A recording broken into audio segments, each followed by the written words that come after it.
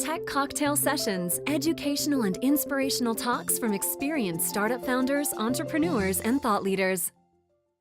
Well, thank you, Frank. First of all, let me just say how humbled and honored I am to spend these couple of days with you. It's inspiring. You guys are inspiring. The optimism, you know, everyone's talking about how terrible things are. You notice when we're together as a group, that's not the conversation we're having. I mean, incredibly optimistic about the future. It's wonderful to collide with all of you. Also, to learn about the Downtown Project. I mean, what a blessing. I mean, such a special project. You know, I think the killer trend of this decade is self-organizing, purposeful networks. Self-organized, purposeful networks. We've got the self-organized part right. We're connecting with each other. We're using social media to get to know one another and to exchange ideas. We're just getting started on the exciting part, which is the purposeful networks part. Putting these networks to work. You know, we don't have to wait for institutional leaders in the public or private sector for the change that we can bring about ourselves, and it's starting to happen. You know, we watch what's happening in Egypt. We watched how the SOPA legislation was brought down. These were self-organized, purposeful networks, and I think the Downtown Project is a perfect example of putting that to work. I'm really just an innovation junkie.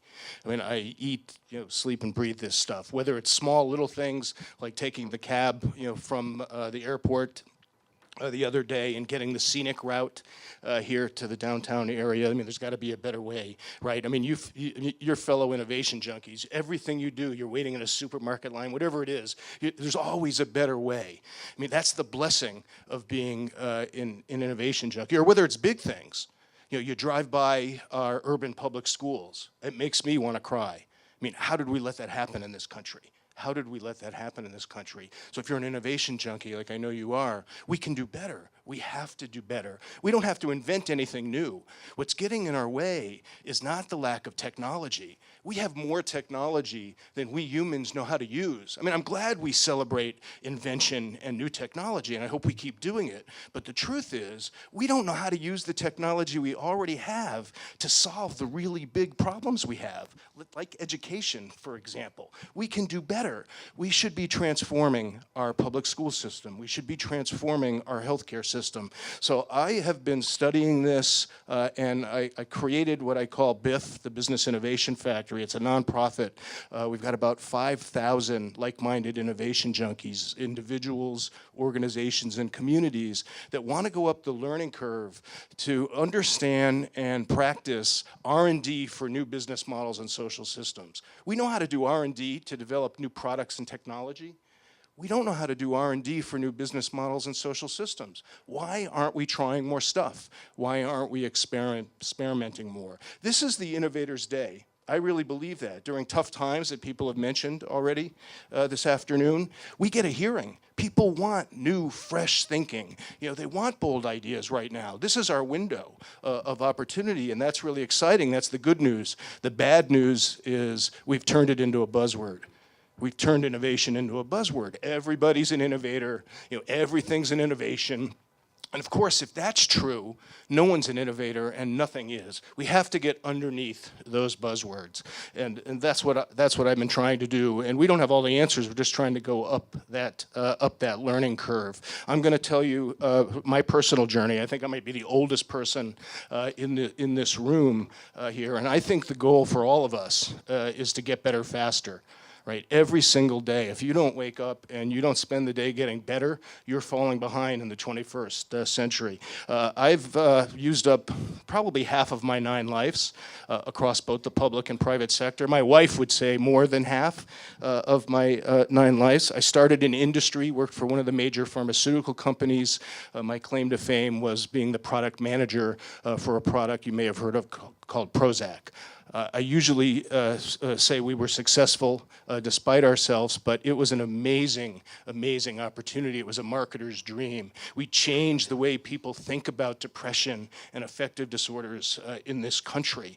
It's amazing what happened. But what I took away from that experience was the difference between what I call market makers and share takers. Most of the world is comprised of share takers. These are the people and organizations that compete in a defined marketplace. They keep track of who they compete with. They protect every share point. They do everything they can to get one more share point in an existing market. And there's nothing wrong with that.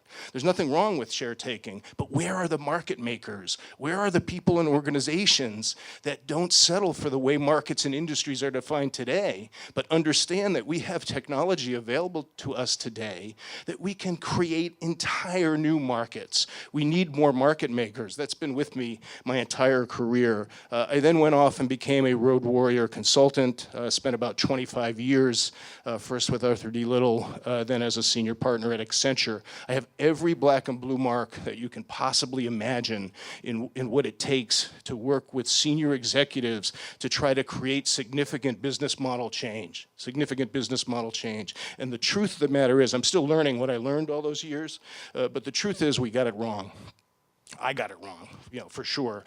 We had, I call it a process model. I thought that if I just yacked, long enough and loud enough, that I could convince you to change, and I could convince you to change. If I wrote one more consulting deck, right, I could convince you that you should change. It's not true.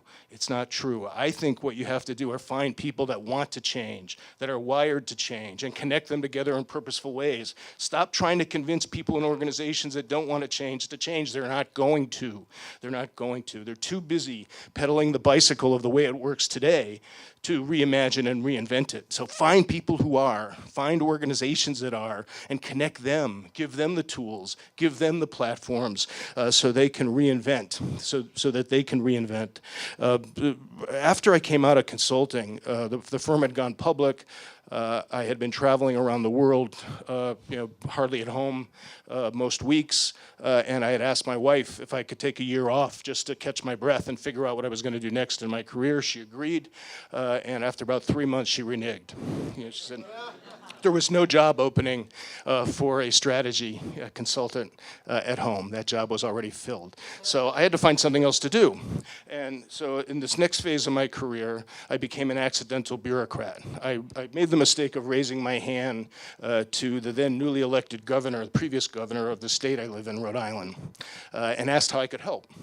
And he put me down into the Economic Development Agency for the state of Rhode Island, first as the number 2 guy who ultimately went back to Wall Street, and then he asked me to join his cabinet and lead the agency. So I had avoided government like the plague for my entire career, and next thing I knew, now I'm sitting in state government with the opportunity to rethink a local economy in a state, the smallest state in the country, where it looked like a real-world laboratory to me. It looked like a platform or a place where we should be experimenting with new business models and social systems, this idea of R&D for new business models and social systems. Why aren't we using our small size as an advantage? Because we're too small to compete with the bigger states and play the game the way everyone else does. Why don't we change the game? Why don't we become market makers? So I spent 6 years in the public sector. It changed my life because I had spent almost 30 thinking about innovation through the lens of a company. And now for the first time, I was thinking about innovation through the lens of a community.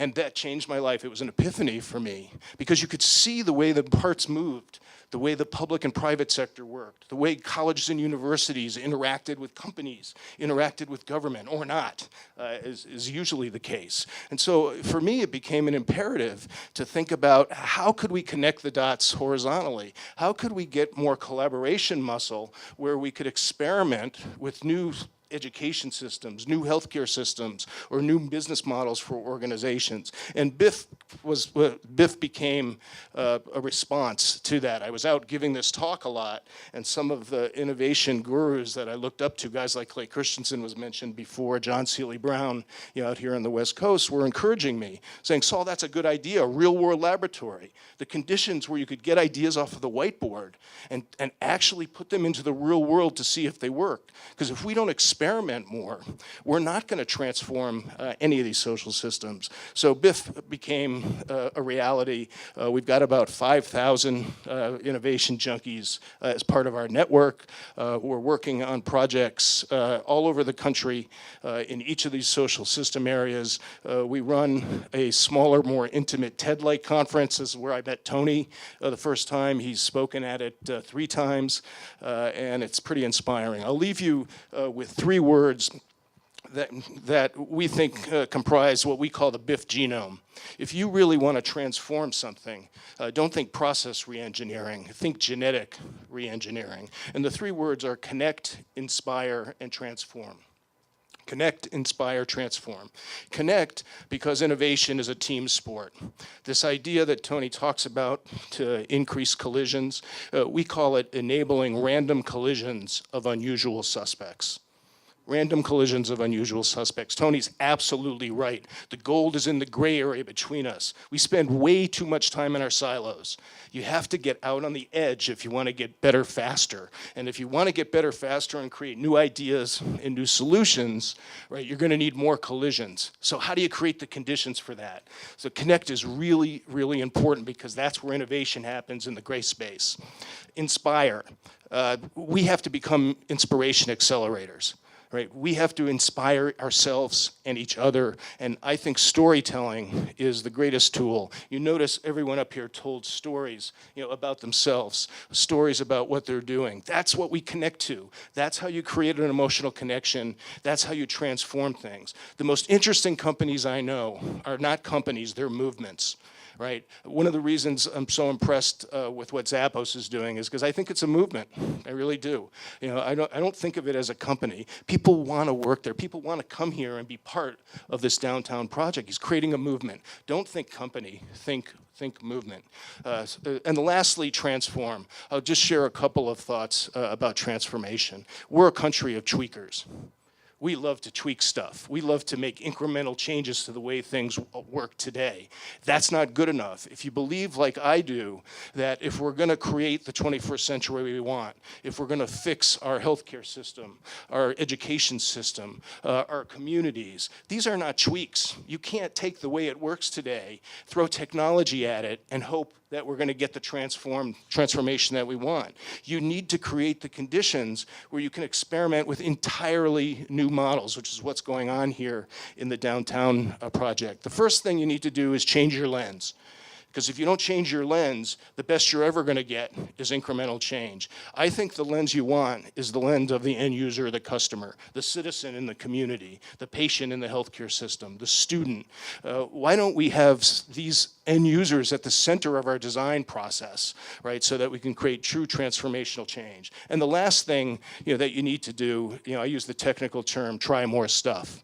We beat that out of ourselves. We don't experiment enough, right? Because we all lived in organizations that never rewarded us for trying and failing, right? How are we ever going to learn anything new if we're afraid to try, if we're afraid to experiment? We should be experimenting all the time.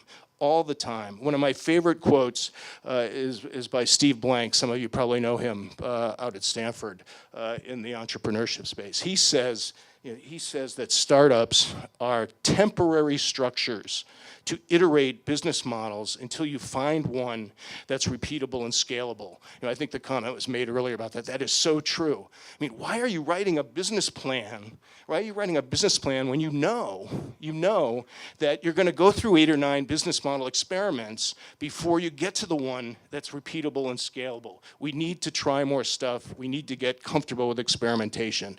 So if we want to transform anything, connect, inspire, transform, it really is the innovator's day. I really think we can do this if we just connect ourselves in a purposeful way and make it happen together. So thank you for allowing me to share my thoughts with you today.